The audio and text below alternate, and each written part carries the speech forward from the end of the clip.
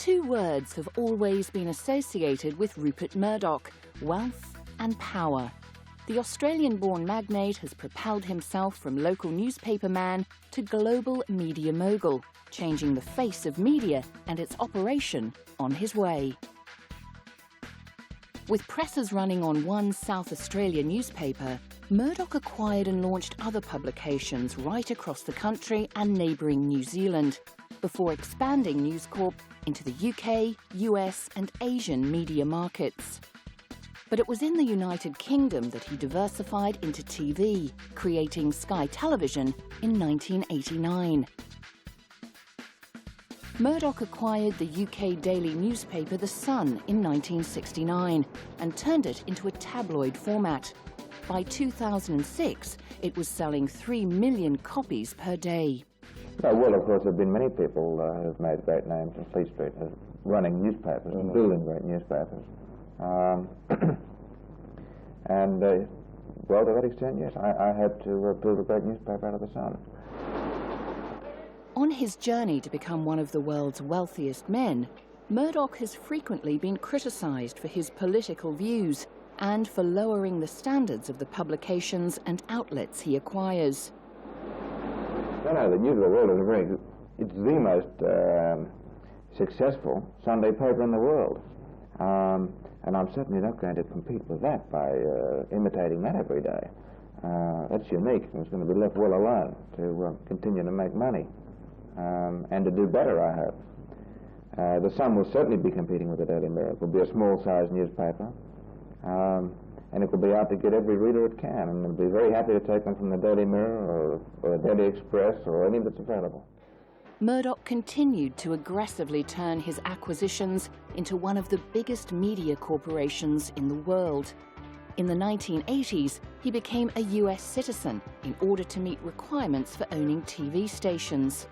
In the early 1990s, his empire was stretched thin financially, but by the end of the 90s, it had bounced back, with successes on cable television and with the network Asian Star Television. News Corp's holdings include the Fox TV network, HarperCollins Books, 20th Century Fox, and the New York Post. Murdoch is known for his persistent interference with editors and news chiefs. The whole structure of this sort of business is wound up in companies and also in family trusts. It's designed as a rampart to protect family wealth. So if one particular stone happens to fall out of that rampart, the defences of News International are still very strong. According to the 2009 Forbes 400, Murdoch is the 132nd richest person in the world, with a net worth of $4 billion. News Corporation Europe, based in Italy and operated by Letizia Moratti, has led spectators to believe that the entrance of Rupert Murdoch to the Italian television marketplace will be good for local and global competition. The globalization of the European market will enable Murdoch to further expand his company. As media companies become more global, such as the Germans are doing with Bertelsmann, we have to recognize that Europe is, in media terms, half the world. As a major shareholder and managing director of News Corporation, Murdoch is directing one of the world's largest and most influential media corporations and shaping some of Australia, America and Britain's most popular media and news publications.